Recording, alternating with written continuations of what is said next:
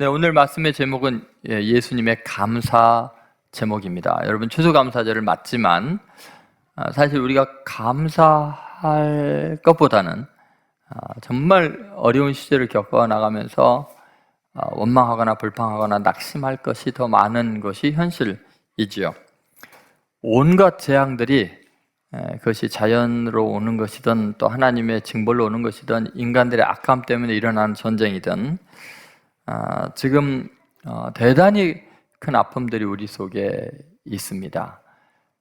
그런데 참 아이러니한 것은 인류 역사상 가장 풍요로운 시대에 가장 힘들어하고 있는 이 상황입니다. 그럼 어떻게 생각하세요? 인류 역사상 이 시대처럼 부족함이 없는 시대가 어디 있었습니까? 그런데 도대체 무엇 때문에 인간은 이렇게 과학이 발달하고 의학이 발달하고 그 많은 은혜를 받고 누리고 살면서도 스스로 지옥을 만들어가는 걸까요? 도대체 왜 그럴까요? 그 이유는 명백합니다. 감사하지 않아서 그래요. 감사를 잃어버리면 바로 그 자리가 지옥이 됩니다. 그래서 여러분의 소유나 건강이나 재능과 상관없이요, 오히려 그것들이 많을수록 감사하는 마음이 없는 교만함이 있으면요, 그만큼 더 괴롭습니다. 여러분 왜 그럴까요? 이 시대는요, 그러면서 본다면 그 인간의 교만함 때문에 스스로 맨정신으로 살 수 없는 지경이 됐어요. 우울증에 시달립니다. 여러분 이 우울하고 부정적인 감정이 있으면 환경이 아무리 좋아도 많은 걸 누리고 가지고 있어도 그 우울한 감정과 비관적인 생각과 부정적인 가치관에 사로잡히면요, 늘 불평합니다. 늘 힘들고 어렵습니다. 그런데 반대도 마찬가지죠. 아무리 환경이 어렵고 고통이 있어도 밝은 마음으로 긍정적으로 생각하는 사람은 우울감을 가질 여유가 없어요. 남들이 볼 때 저 사람 저렇게 어떻게 살까 하는데도 그 사람은 자유합니다. 왜요? 그렇다면 입만 벌리면 뭐해요? 감사합니다. 그런데 남들이 보기엔 아니 저 지경에서 뭘 감사를 해? 하는데 그 사람은 실제적으로 감사하고 그 감사의 능력으로 어려움들을 돌파해 나가는 것을 알 수 있죠. 아무리 시대가 어둡고 전쟁과 전염병과 테러와 경제적인 위기들이 가득한 세상에서 어떻게 햇살처럼 빛나는 사람이 될 수 있을까? 그 대표적인 사람이 예수님입니다. 오늘 본문 이 11장 전체를 보면 놀랍습니다. 왜냐하면 도저히 예수님이 감사할 수 없는 상황에서 오늘 본문에 감사드리나이다, 옳습니다, 이런 표현들을 하고 계시거든요. 그러면 예수님은 우리보다 훨씬 더 상황이 안 좋아요. 우리가 다 알잖아요. 예수님이 어떤 상황인지. 지금 로마 제국에 의해서 나라가 완전히 망한 상태이고 태어날 때부터 마हु간에 태어나고 그렇게 선행을 행하는데 주위의 사람들은 전부 다 어떻게 하면 예수를 잡아 죽일까 연구만 하고 제자들 택했는데 전부 다 배신하고 떠나가고 모든 것이 하나도 감사할 조건이 없습니다. 하늘의 영광 버리고 이 땅에 왔는데 백성들이 영접하지 않고 잡아 죽이려고만 하는, 그리고 가장 사랑했던 사람들한테 다 배신을 당하는, 그리고 마지막 죽는 그 자리도 가장 억울하게 비참하게 벗겨져서 창조주가 나무에 매달려서 피조물의 손에 의해서 죽임을 당하는 그런 삶을 생각해 보면은 그 예수님의 그 감사, 예수님의 기쁨, 이것은요 정말 놀라운 겁니다. 그래서 오늘 우리는 예수님에게서 그 비밀을 배우고 싶습니다. 이번 주와 다음 주에 걸쳐서 예수님의 감사의 제목이 어떻게 나올 수 있었는가 말씀 보려고 합니다. 첫 번째, 환경을 극복한 믿음의 감사입니다. 한번 따라해보세요. 환경을 극복한 믿음의 감사. 여러분, 우리들이 감사를 잃어버리는 궁극적인 이유는요, 너무 쉽게 환경의 지배를 당한다는 거예요. 그러니까 여러분, 조금 기쁘다가도 갑자기 어떤 환경에 딱 닥치면은 순간적으로 우리는 환경에 우리의 감정이 적응을 해버려요. 그러니까 환경을 극복하는 게 아니라 그 상황 때문에 조금 전까지 기쁘고 웃었던 사람이 어떤 환경에 딱 몰았으면은 어때요? 즉시 그냥 우울감에 사로잡히고 그냥 절망적입니다. 그래서 어떨 때 보면 내 자신이 이거 제정신이야? 조금 전까지 히히닥거리더니 아니 요 몇 마디 말 때문에 이렇게 모든 게 뒤집히고 왜 이럴까? 여러분 정말 개별적이고 독립적인 자유함, 그 감정이 너무 지나칠 정도로 상황에 민감하게 그냥 끌려다니지 않도록 컨트롤할 수 있는 방법은 없을까요? 근데 참 아쉬운 거는 그런 거죠. 아주 섬세하고 남을 배려하고 이런 사람들은요, 그만큼 한편으로는 조그만 상황의 변화에도 민감하게 좌절할 수가 있고요, 급 우울해질 수가 있어요. 그러면 주위에 있는 사람들이 당황해요. 조금 전까지 그렇게 밝았던 사람이 왜 이럴까? 그런데 그것이 우리들의 연약함이죠. 자, 왜 그럴까요? 그것은요, 하나님의 절대적인 주재권에 대한 확실한 믿음이 있어야 돼요. 다시 말해서 이 모든 것을 절대적으로 주관하시는 이는 나의 하나님이다. 나를 사랑하시는 하나님이다. 그분은 실패하지 않고 완전하시게 상황을 조절한 분이다. 하나님의 뜻이 있으셔서 이런 일이 있을 거야. 그 믿음이 있어야 돼요. 그래서 여러분, 환경을 극복한 감사가 가능한 것은 철저하게 하나님의 전지전능하심, 그분이 역사의 주권자이심을 확실히 믿으면 어떤 상황에도 좌절하지 않죠. 자, 한번 보세요. 11장 26절에 예수님이 하신 말씀입니다. 자, 같이 한번 읽어보겠습니다. 11장 26절입니다. 옳소이다. 이렇게 된 것이 아버지의 뜻이니이다. 여러분, 여기서 주님이 옳소이다 그러면 옳소이다. 근데 이렇게 된 것이 아버지의 뜻이니이다 이렇게 이야기하죠. 여러분, 지금 예수님이 이런 말 할 형편이 아니에요. 왜냐하면 여러분 11장을 1절부터 쭉 읽어보면서 마지막 예수님이 요 말을 할 때 요 상황을 보면요, 이게 상황이요 지금 옳소이다가 아니에요. 어떻게 이럴 수 있습니까? 하나님 이게 너무하신 거 아닙니까? 이래야 되는 상황이에요. 왜 그러냐면요, 여러분이 예수님을 이해했던 유일한 멋진 남자가 그 시대에 영향력 있는 사람이 한 명 있었죠. 누구죠? 세례 요한 아닙니까? 그죠? 세례 요한이 그렇게 예수님을 높이고 예수님을 증거했던 그 요한이요, 이 마태복음 한 11장까지 오니까 1절부터 14절에요 그 마음속에 의심이 들기 시작합니다. 더구나 자기가 어려워지니까, 자기가 감옥에 갇혔는데 예수님이 자기 구하러 오지도 않고 자기는 예수님을 그렇게 증거했는데 결국은 자기는 헤롯 왕에 의해서 체포되어서 죽을 위험에 놓이니까요, 그때 세례 요한이요 예수님을 의심하기 시작합니다. 진짜 오실 그이가 당신입니까? 우리가 다른 사람 기대해야 되는 거 아니에요? 여러분, 가장 자기를 후원해 줬던 세례 요한마저도 믿음이 흔들리고 있는 상황이죠. 그런데 그 시대는 너무너무나 냉혹하고 악했습니다. 그래서 그 시대 사람들은요, 피리를 불어도 춤추지 않고 울어도 가슴을 치지 않는 교만하고 완악한 세대였어요. 15절부터 19절에 이제 그게 계속 나와요. 그 시대적인 아픔이 있어요. 너무 무정하고 너무 악해진 세상에 대해서 예수님께서 이야기를 하고 있어요. 그리고 더 심각한 건 뭐냐면, 그 시대가 그렇다고 치더라도 적어도 예수님이 수많은 사람을 살리고 기적을 일으키고 굶주린 사람 먹이고 병든 자를 고치고 예수님께서 최고로 많은 관심을 기울이고 돌봐줬던 그 지역의 사람들이 예수님을 믿지 않는 거예요. 대적하는 거예요. 그것은 정말 예수님에게는 큰 상처가 아닐 수가 없겠죠. 그래도 예수님이 특별히 좀 택한 제자들이 12명이 있어요.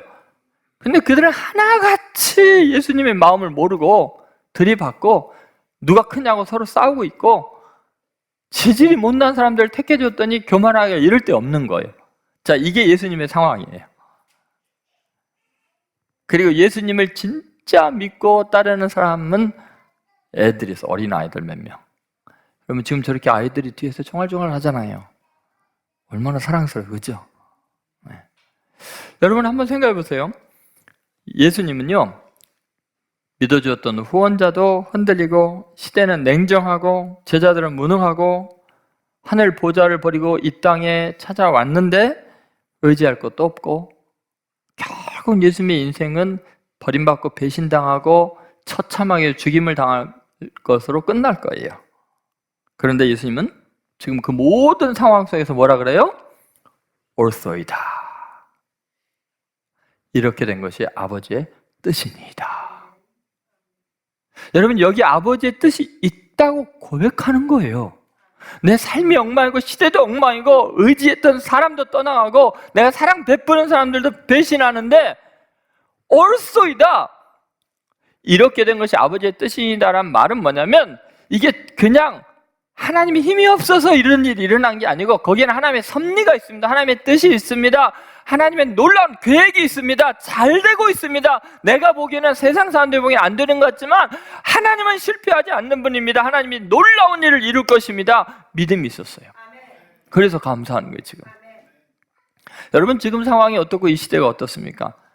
너무나 많은 사람들이 막 이제 기독교 큰일 났다고, 세상이 이제 말세다고. 여러분, 말세여도 그 말세를 누가 지금 이끌어가고 있는 거예요? 누가 심판하는 거예요? 누가 역사의 주권자예요?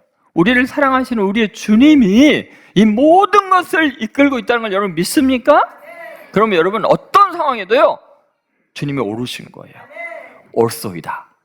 이렇게 된 것 우연도 아니고 악이 행행해서가 아니고 사람 때문이 아니고 내 잘못도 아니고 궁극적으로는 아버지의 뜻이니이다.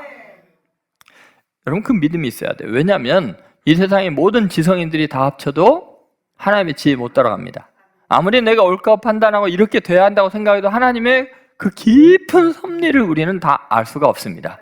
예수님은 그것을 파악하고 계시는 거죠. 그래서 옳소이다. 그러면 여러분, 이제는 어떤 상황에서도 하나님의 절대적인 주권을 믿으시기 바랍니다. 그리고 환경을 좀 초월해서 내 감정이 아니라 믿음으로, 하나님의 크심을 믿음으로 어떠한 상황에서도 옳습니다, 주의 뜻이 있는지를 믿습니다 하면서 감사로 영광 돌리시는 성도님 되시기를 주의 이름으로 소망합니다. 자, 두 번째, 예수님께서 감사의 제목으로 내놓은 게 뭐냐면 약자에 대한 사랑의 감사입니다. 한번 따라해보세요. 약자에 대한 사랑의 감사. 나는 우리들이요, 속이 부글부글 끓고 견디기 힘든 상황, 감사는커녕 불만이 터져 나오는 궁극적인 이유는 뭘까요? 그 이유는 명백합니다.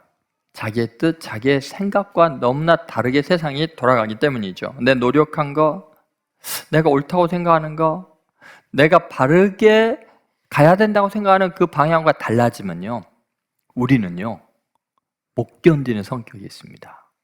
아니, 왜 세상이 이렇게 엉망일까? 결국 우리가 하나님 감사합니다 라고 말하는 이유 중에 하나는 뭐냐면요, 내 뜻대로 해줘서 감사합니다, 내가 바라는 거 잘 돼서 감사합니다, 내가 옳다고 생각하는 대로 일이 이루어져서 감사합니다. 대부분의 감사 이유가 뭐냐면 자기중심적이거든요. 여러분, 근데 예수님은요, 그런 식의 감사를 했다면 예수님은 감사할 게 하나도 없을 거예요.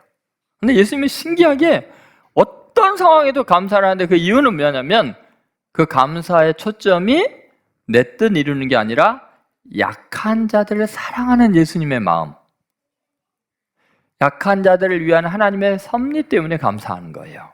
자, 한번 보세요. 마태복음 11장 25절 말씀입니다. 자, 같이 봉독하도록 하겠습니다. 25절. 그때 예수께서 대답하여 이르시되 천지의 주제이신 아버지여, 이것을 지혜롭고 슬기 있는 자들에게는 숨기시고 어린 아이들에게는 나타내심을 감사하나이다. 아멘. 여러분, 주님께서 왜 이렇게 하나님께 감사를 하냐면요, 옳습니다 라고 이렇게 감사하는 이유는 뭐냐면 하나님의 역사를 움직이시는 방향, 세상을 운영하시는 방법이 예수님의 마음하고 쏙 맞아떨어진 거예요. 그게 뭐냐면 놀랍게 지혜 있고 강하고 세상에 힘 있는 사람들이 누리는 것 어마어마한 것 같은데, 실제로는 가장 천하고 약하고 힘없는 사람들, 무지한 사람들이 이미 그것 다 누리고 있다는 거예요. 하나님은 가장 약하고 천한 사람들을 생각하시고 배려하시는 방향으로 역사를 움직이고 있다는 거예요. 그래서 천지의 주제신 아버지 이것을 지혜롭고 슬기 있는 자들에게는 뭐요? 숨기시고 오히려 그들은 못 누리고 어린아이들에게는 나타내심을 감사하나이다. 이렇게 이야기하고 있죠. 그러면 예수님의 관심의 초점은, 예수님의 뜻은 어디에 있냐면 약하고 천한 사람들이 이 세상에 살아갈 수 있는 길을 하나님이 열어주고 그들이 사랑받는 거, 그것이 누릴 수 있는 그 여러 가지 조건을 하나님이 만들어 주시는 것, 거기에서 감사하고 있는 거죠. 자, 보통 우리는 지혜로운 사람들, 슬기로운 사람들, 능력이 있는 사람들이 우주의 신비를 깨닫고 역사의 흐름을 알아서 그들이 그 역사의 주동자들이 되고 주권자들이 된다는 생각을 합니다. 그러나 우리는 삶의 평범함 속에, 일상의 작은 일들 속에, 그리고 아무도 알아주지 않는 힘없는 사람들에 의해서 실제로 하나님은 역사로 움직이시고 그들에게 복을 주시는 하나님이십니다. 자, 그렇다면 여러분이 지난날들 이제 뭐 추수감사절에 감사해야 된다, 말해야 된다 막 이럴 때 돌이켜보니까 감사할 게 있었어요? 내 지경이 지금 이 지경인데, 내 몸과 내 사업과 내 가정이 이런데, 세계가 이런데 뭘 감사하냐? 근데 여러분, 하나님은요 가장 미천한 자를 통해서 그분의 뜻을 나타내신다는 것을 믿으셔야 돼요. 이것을 어린 아이들에게는 나타내심을 감사해야 한다. 그런 좀 차원이 다른 그런 믿음의 사람들로 감사가 새롭게 넘쳐나는 복된 성도들 되시기를 주의 이름으로 소망합니다. 자, 세 번째, 예수님의 그 감사의 제목은 자기 초월적 감사입니다. 한번 따라해보세요. 자기 초월적 감사. 여러분, 예수님은요 인류 역사상 가장 완벽한 존재이죠. 하나님의 아들이시죠. 그러면서 완전한 인간이시죠. 아무리 기독교를 욕하고 비난하는 사람들이요, 예수님에 대해서는 할 말이 없어요. 그분처럼 완전한 삶을 사신 분은 존재하지 않아요. 그런데 예수님은 끝까지 자기를 부인하시고 자신을 가장 천한 사람들과 일치시키셨어요. 동일시 여기셨어요. 예수님의 감사한 이유는 뭐냐면 철저하게 자기 자신을 초월했기 때문에 그 모든 감사가 가능했던 거죠. 여러분, 우리가 감사를 하면서 옳습니다 외칠 수 있는 이유가 뭘까? 그것은 내 뜻의 기준으로 맞춘다면요 옳습니다가 아니라 이거 문제가 많습니다, 그럴 가능성이 많죠. 여러분, 우리가 이렇게 감사를 외칠 수 없는 이유 중에 한 가지 뭐냐? 결국은 이제 자기 자신의 문제입니다. 내 자신을 극복하지 못해서 그러죠. 그래서 우리가 자신과 관계된 것에 기쁨과 감사의 조건을 걸고 있기 때문에 감사할 수 없다는 거죠. 자, 그런데 이제 어떤 사람이 어떤 상황에서도 상관없이 감사할 수 있느냐면, 그러면서 본다면 자기 자신을 객관화시켜 내려놓고 보고 하나님의 뜻이 이루어지는 것이 인생의 최고의 목적이 되면요 어떠한 상황에서도 정말 감사할 수 있습니다. 예를 들어서요, 가장 예수님을 닮은 구약의 한 인물을 들라면 저는 요나단 왕자님을 들고 싶어요. 한번 생각해 보세요. 정말 기이합니다. 다윗이요 자기가 죽을 운명인 걸 깨닫습니다. 사울 왕이 전 군대를 풀어서 다윗을 반역자로 규정하고 이제 잡아 죽일 준비를 합니다. 모든 사람들이 사울 왕편이죠. 백성들이 다윗의 죽인 자는 만만, 사울 왕이 죽인 자는 천천히라고 했던 사람들이 완전히 돌이켜가지고 세상 실세인 사울 왕의 편을 들고 다윗을 밀고 하려고 합니다. 그럴 때 다윗이 통곡하고 울면서 절망에 사로잡혀갖고 그런 이야기를 합니다. 나와 죽음과 사이가 한 걸음뿐입니다. 곧 나는 죽게 됩니다. 요나단 왕자를 들판에서 만나서 통곡을 하면서 웁니다. 친구 요나단은 왕자이기 때문에 염려 없이 살고 왕이 되겠지만 자기는 결국은 잡혀 죽게 되지 않겠는가. 그러면서 통곡을 하면서 우니까요 요나단 왕자님이요 완전히 다른 반응을 합니다. 정말 오히려 두려움에 사로잡힌 다윗에게 상상할 수 없는 이야기를 하는데요, 이런 이야기를 합니다.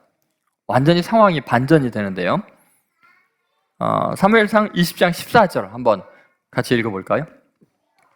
자, 너는 내가 사는 날 동안에 여호와의 인자하심을 내게 베풀어서 나를 죽지 않게 할 뿐 아니라, 여러분, 이 말은 누가 누구에게 한 말일까요? 헷갈리죠? 이 말이 다윗이 요나단에게 해야 맞는 말 아니에요? 지금 죽을 운명에 놓인 다윗이 요나단 왕자에게 살려달라고 이렇게 해야 되는데 오히려 반대예요. 지금 요나단 왕자가 이렇게 말해요. 내가 사는 날 동안에 여호와의 인자하심을 다윗, 너가 나에게 좀 베풀어 주라. 나를 좀 하나님의 인자하심으로 대해 줄래? 그리고 나를 죽지 않게 할 뿐만 아니라, 지금 완전히 뒤집어졌죠? 왜 이럴까요, 여러분? 당시 최고의 권력자인 왕세자가 어떻게 반역자를 몰려 지금 죽어갈 수밖에 없는 초라한 다윗 소년에게 제발 나에게 인자를 베풀어 주고, 내가 사는 동안에 나에게 인자를 베풀어 주고, 그리고 나를 죽지 않게 해주고, 내 자식들도 좀 생각해 주면 안 되겠냐, 이렇게 말할 수 있을까요? 여러분, 이것이 가능한 이유가 뭘까? 그것은 완전히 자기 자신을 세상 사람들이 평가하는 것과 다르게 하나님의 뜻 안에서 객관화해서 보는 거예요. 지금 하나님의 섭리가 내게 있어야만 하는 게 아니고, 내 중심으로 세상이 돌아가야 되는 게 아니고, 하나님의 지금 뜻이 다윗에게로 가장 약하고 천한 자에게 있다는 걸 아는 거예요. 왕자인 자기에게 아니라 항상 어린아이에게 나타나시고 약한 자를 사용하시는 하나님이 왕자인 자기를 사용하는 게 아니라 어린 목동 아버지에게도 버림받은 천한 다윗을 하나님이 사용하고 있다는 것을 느끼고 있는 거예요. 그러니까 자기를 객관화해서 보는 거예요. 그 다음에 사무엘상 20장 16절에 이렇게까지 이야기합니다. 자, 같이 한번 읽어보겠습니다. 이에 요나단이 다윗의 집과 언약하기를 여호와께서는 다윗의 대적을 치실지어다 하니라. 다윗의 대적이 누구죠? 사울 왕이죠. 그 사울 왕을 치면은 누구도 죽게 돼요. 왕자인 자기도 죽게 돼요. 그리고 다윗이 왕이 되면 왕세자인 자기는 반드시 죽을 수밖에 없어요. 그럼 여러분, 완전히 자기 중심이 아니라 자기를 초월해서 하나님의 뜻과 섭리가 어떻게 진행되는가를 집중을 해서 자기 자신이 다윗 대신 죽을지라도 하나님의 뜻은 이루어져야 된다고 생각하는 사람이에요. 그러니까 요나단은 어떤 상황에서도 자기를 초월해서 다윗을 축복할 수가 있었고, 약한 자인 다윗이 강한 자인 자기를 몰아내고 하나님 나라가 이루어지는 것에 대해서 전혀 개의치 않아요. 오히려 그렇게 축복하고 기도해 주면서 스스로를 멸하는 자리까지 나아가죠. 예수님은 우리같이 천하고 더러운 죄인들, 심지어 무지하면서도 지혜로운 척하고 더러우면서도 경건한 척하고 은혜로 구원받아 놓고도 자기 의의가 있는 걸로 착각을 하고 오랜 신앙생활 속에서 자기 자신이 얼마나 굳어지고 표독스러워지고 교만해진지 모르는 우리들을, 저와 여러분들을 주님은 기어이 하나님의 자녀로 거룩한 성자, 성녀들로 만드시려고 십자가를 치시기로 결심하신 거예요. 하나님의 뜻, 약한 사람들을 생각하고 자기를 초월하는 그 믿음에서 그리스도인의 진정한 감사가 가득하게 되길 바라고, 이러한 감사의 조건들, 제목들이 이 민족의 각 분야에서 정말 불같이 일어나므로 정말 세계 많은 사람들에게 본이 되는 위대한 민족이 되기를 주의 이름으로 축원드립니다.